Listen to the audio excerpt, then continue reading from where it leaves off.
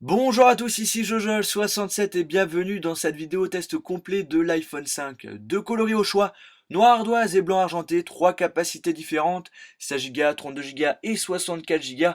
En ce qui concerne les dimensions et poids de l'appareil, la hauteur 123,8 mm, la largeur 58,6 mm, la profondeur 7,6 mm et le poids 112 grammes. On a donc un appareil fin et très léger. Qu'est-ce qu'on a de beau comme nouveauté? On a un écran 4 pouces Retina, un nouveau connecteur, le connecteur Lightning, et juste à côté on a la prise mini jack. On a le Bluetooth 4.0, la Wi-Fi, le 3G et on peut utiliser aussi le H+. On peut filmer en 720p maintenant avec la caméra FaceTime et pour le derrière de l'appareil, on a une caméra 8 mégapixels. Alors pour ce test, je suis accompagné d'un iPhone 5 noir de 64Go dont la moitié est déjà pleine puisque j'ai des applications assez lourdes et pas mal de morceaux. On va supprimer toutes les applications en arrière-plan, là j'en ai qu'une, et on va faire le premier test. Combien de temps prend l'iPhone pour s'éteindre? Attention, 1, 2, et le petit 3, allez, démarrer, voilà. En gros ça prend 12-13 secondes pour que l'appareil s'éteigne. Après bon, ça dépend nos iPhones, qu'est-ce qu'on a installé dessus. Moi c'est 13 secondes pour ce test. Et pour le démarrage, attention, 1, 2, 3, démarrer. J'ai fait plusieurs tests, ça va entre 18 et 20 secondes pour le démarrage, ce qui est tout à fait correct. Alors pour ceux qui n'ont jamais eu d'iPhone, le bouton tout en haut c'est le bouton déverrouiller ou encore le bouton power pour pouvoir éteindre son appareil. Vous allez laisser appuyer votre doigt sur le bouton power et après vous allez pouvoir slider pour éteindre l'appareil. Et vous avez également le bouton home qui vous permet quand vous êtes dans une application de quitter cette application et de revenir sur le Springboard. Et si vous appuyez deux fois, vous pouvez afficher la barre de multitâche. Au niveau du Springboard, maintenant on a 5 lignes pour mettre nos applications, c'est du 5x4 et dans les dossiers on a du 4x4 alors qu'avant c'était du 4x3. On peut donc mettre plus d'applications dans les dossiers avec ce nouvel iPhone. On va maintenant faire le test de l'appareil photo. Regardez le nombre de photos que je fais, c'est pratiquement instantané. Il n'y a pas d'attente à faire. Vous voulez voir la photo que vous venez de faire, vous appuyez ici. Il n'y a rien de plus facile. Vous naviguez, vous allez à droite, à gauche. Vous pouvez zoomer, dézoomer. Vous avez une qualité d'appareil photo de 8 mégapixels, ce qui est tout à fait correct. En plus de faire des photos, vous pouvez également filmer. Il faut juste changer le mode. Vous pouvez aussi utiliser la caméra FaceTime. Coucou.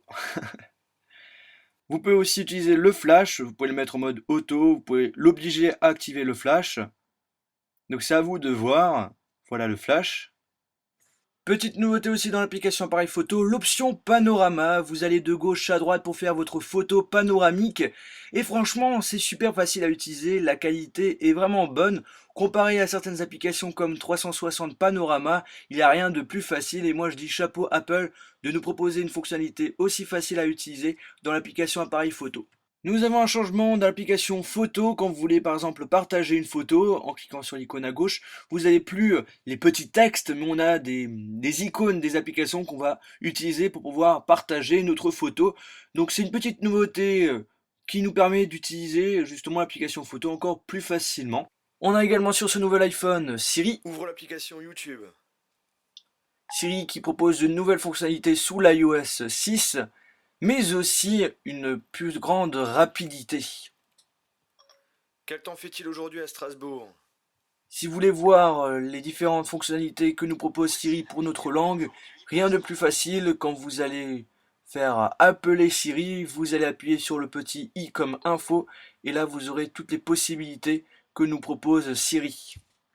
On va désormais faire le test de l'application Safari. Regardez cette rapidité quand je vais sur un site internet. Je vais aller sur ma chaîne YouTube. Regardez, c'est rapide. Il n'y a rien à dire. Je vais aller sur ma page Facebook. C'est vraiment pratiquement instantané. Le temps de rafraîchissement est vraiment minime, comme vous pouvez le remarquer. Franchement, en ce qui concerne le Wi-Fi, il est bien plus rapide par rapport aux autres appareils. Une des grandes nouveautés sous l'iOS 6 avec ce nouvel iPhone, c'est l'application Plan avec le GPS qui est inclus et qui est totalement gratuit. Il faut juste avoir une connexion Wi-Fi ou 3G. Vous choisissez votre itinéraire et vous appuyez sur démarrer et vous êtes prêt pour partir en route. Vous pouvez mettre l'iPhone en mode paysage ou en mode horizontal, c'est vous qui voyez. Et quand vous vous trompez d'endroit, il va tout faire, le GPS, pour vous faire revenir au lieu où vous êtes trompé. Et c'est super rapide, ça marche nickel.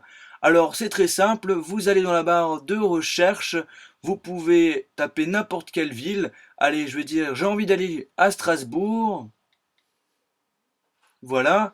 Et vous allez appuyer sur la petite voiture juste ici. Et vous choisissez votre itinéraire et vous appuyez sur démarrer et vous êtes prêt pour partir. C'est très facile, il n'y a rien à dire. Vous avez aussi l'option 3D qui est proposée, vous permettant ainsi de voir certains bâtiments, certaines villes en 3D. Bon, en France, il n'y a pas tout qui est en 3D. C'est principalement aux États-Unis ou encore par exemple en Angleterre. Pour mettre du contenu sur votre iPhone, vous avez l'App Store qui vous permet de télécharger des applications. Vous en avez pas mal qui sont payantes et également gratuites.